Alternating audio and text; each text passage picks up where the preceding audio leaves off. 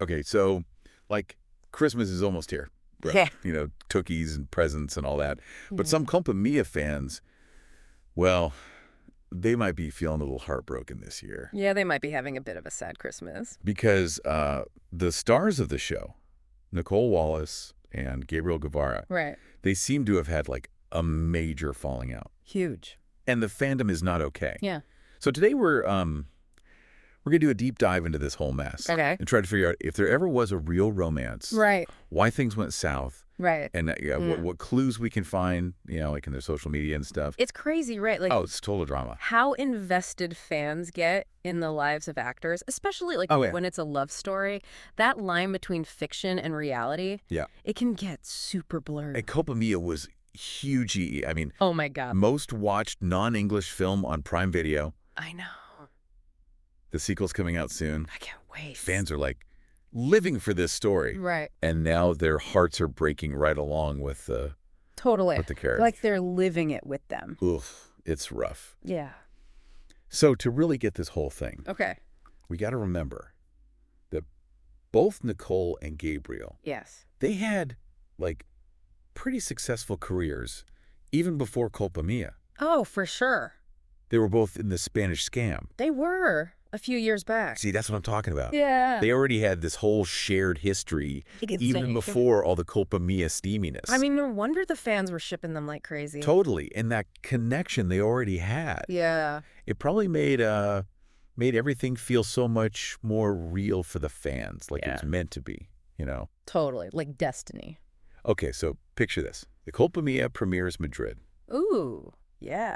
but the vibes were off, like big time. What do you mean? Nicole was basically avoiding Gabriel, Will. like he was the plague.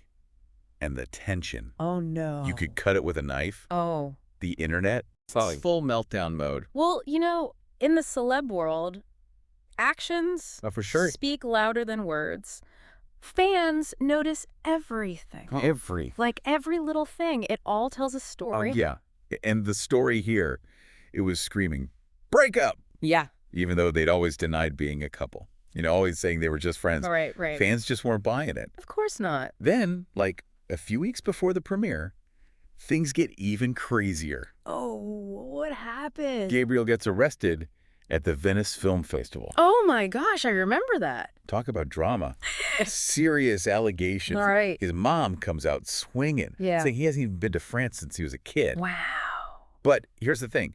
Right after that whole Venice thing, Yeah. they're posting all these photos together, like super cozy, super close, almost like they bonded over the whole ordeal, Huh. So the Vanessa incident, it kind of messes up It throws a wrench in things. that breakup story, doesn't it? It makes you wonder, did that whole thing actually bring them closer? Right. Or was it all just, for show to protect the film?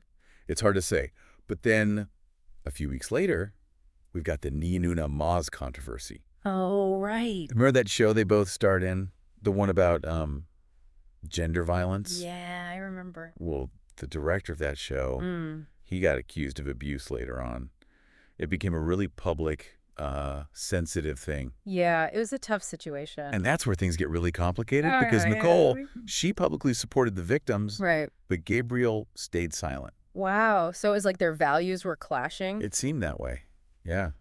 And that can be a deal breaker, especially for fans who are already like questioning their relationship. I can see that. It must have been so stressful for them trying to navigate something so public and sensitive. And maybe that stress is what caused cracks in their relationship, It's possible. Whether it was the main reason or not, it definitely adds to the whole complicated story. So let's recap. Okay. We've got this pre-existing connection, Yeah. maybe romance that was never confirmed, Uh-huh. a traumatic experience they went through together, Right. and then this public clash of values. And it's all happening with like a million Culpa Mia fans watching their every move online. Right. Hanging on every word, every story. Talk about pressure. It's the recipe for disaster. Yeah. And things are about to get even messier. Oh, no. Oh. What happens next? So this is where things really start to go off the rails. Oh, yeah. Because remember, they're still filming the sequel this whole time. Oh, my God, that's right. Can you imagine? Total awkward city.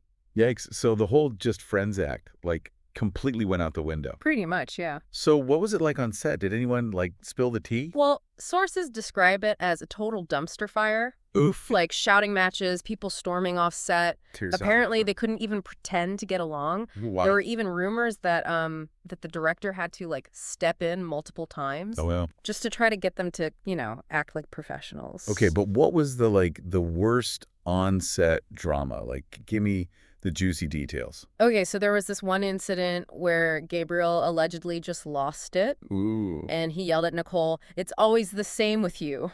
Ooh, burn. What do you think that means? Like, some kind of deep resentment? Right. Like a pattern of behavior. It's such a cryptic clue. Totally. And the fact that it happened on set, like, in front of everyone, Yeah, exactly. it just shows how, like, deep the frustration runs. Definitely. Honestly, I can't believe they even finished filming the sequel. It's a testament to their professionalism. Or maybe they were just, like, contractually obligated or something. Maybe, but either way, like, the tension must have been so thick.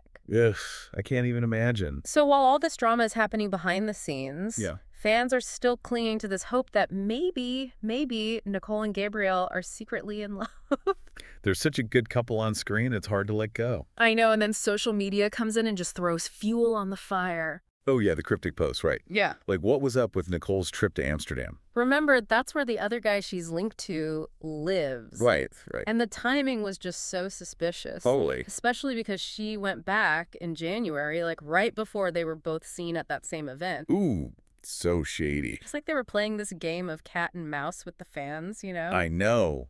Dropping these little hints, keeping everyone guessing. Totally. And then there's Gabriel's New Year's Eve meltdown. Oh, my gosh, yes. Like, picture this. It's the biggest party night of the year. Uh-huh. And he's reportedly seen, like, crying, talking about lost love. My Twitter feed blew up that night. I bet. Everyone was trying to figure out who broke his heart. It was insane. It was a huge turning point in the whole story, Yeah, I mean, this guy plays, like, the ultimate heartthrob. Right. And to see him looking so vulnerable, Yeah. it just added this whole other layer to things. It really did. Like, even if they weren't actually dating, there was clearly something there. For sure. Like a deep connection that's now broken. Oh, so sad. And that's why this whole thing is so compelling for fans, right? Yeah. It's all these cryptic posts, the mixed signals, the vulnerability. Right. It lets them project their own feelings onto the situation. Okay. They can create their own narratives.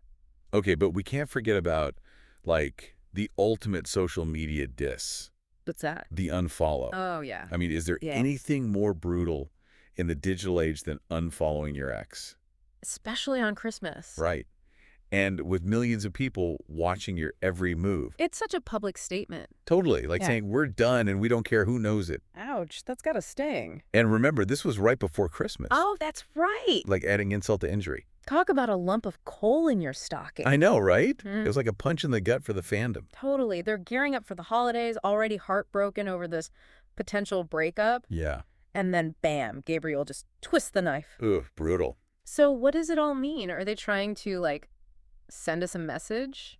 Or are they just messing with us for fun? It's hard to say for sure, but one thing's clear. Okay.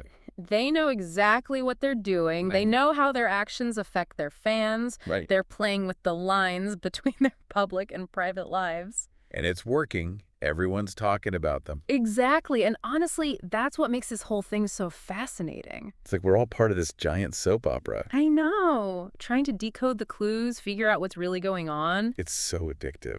And in a way, it makes their characters even more interesting. How so? Because now, when we watch them on screen, we can't help but wonder, like, what's going on beneath the surface? Oh, I see what you mean. Are they drawing on their real experiences? Yeah. Are they channeling their own heartbreak into their performances? It adds like a whole other level to their acting. Totally. It's art imitating life, imitating art. Mind blown. So what's the verdict? Are they or aren't they? And more importantly, like, what does all this drama mean for the sequel? Honestly, I don't think we'll ever know for sure about their relationship. You really think so? I do, and maybe that's the point, Like to keep us guessing. Exactly. It keeps the conversation going, keeps us excited for what happens next. For both on and off screen. Yep. Well said. So to all the Culpa Mia fans out there, buckle up, because the sequel is going to be a wild ride. Oh, for sure. And who knows, maybe we'll finally get some answers. Or maybe just more cryptic Instagram stories. Either way, I'm here for it. Me too. Yeah. So we've talked about the timeline, the fights on set, all the cryptic stuff on social media. Right, right. But we can't forget about the fans in all of this. Yeah, the fans are the ones who are really invested. Like, they're totally shipping this couple. Exactly. And for a lot of them, this is like more than just a TV show. Oh, yeah, for sure. It's an escape, a way to connect with people who get it. Yeah, totally. And with all this real-life drama, Yeah. like right on top of the fictional love story, it's got to feel like almost like a betrayal. I can see that, like someone just messed up their happy place. Exactly. They've put so much of themselves into this fandom, into believing in Nicole and Gabriel together. And now, right before Christmas, Ugh, the worst timing. they have to face the fact that it might have all been fake. Talk about a blue Christmas. Seriously. Like, imagine being so into a couple and then they just, like, implode right in front of you. It's like watching your favorite ship sink. The worst. And on top of that, they're left with all these questions. Yeah, like, did they actually date? Was it all just publicity? Right. Was there ever any real feeling there? Or was it always toxic? Like a puzzle with missing pieces. And the fans are used to, like, finding clues, putting things together. Right, they're used to having control over the story. And now it's like that control's gone. And don't forget the timing of it all. Right before the sequel comes out. The worst possible time. It's like, how are you supposed to enjoy the sequel knowing that behind the scenes, the actors can't stand each other? It's like watching a rom-com and knowing the leads hate each other. It just ruins the magic. Definitely makes it a lot harder to watch. But maybe this whole mess could actually make the sequel better. That's an interesting thought. Think about it. All that tension, all that unresolved stuff. Yeah. It could add like another layer to their on-screen chemistry, you know? I see what you mean, like every look, every touch. Exactly. Every line is suddenly so much more meaningful. Right, because you know there's all this baggage between them. It's like a meta-narrative, the real-life drama spilling over into the fictional world. I like that. So instead of ruining the sequel, this whole thing might make it more interesting, more real. So basically, even if their hearts are broken, at least the fans get a front row seat to this crazy love story. Both on and off screen, it's crazy. And that's something only the real fans can truly appreciate. Like they're part of some secret club. Exactly. They understand this whole relationship in a way no one else can. You never know. Maybe this is all part of some master plan. A plan for what? To get people hyped for the sequel. Like, maybe they'll pull a Beyonce and Jay-Z. What do you mean? And drop a surprise album about their whole relationship. Okay, that would be wild.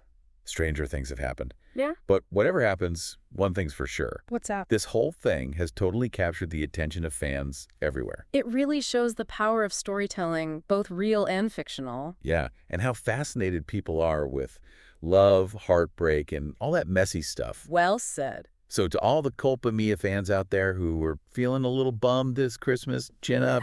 It might not be the Christmas you wanted. Right. But it's definitely one you won't forget. And remember, love can be messy, even when it's made up. So true. Thanks for joining us for this deep dive into Nicole and Gabriel. It's been a wild ride. Until next time, keep shipping, keep sleuthing. And keep the theories coming. And most importantly, keep believing in love, even when it hurts. Cheers to that, sir.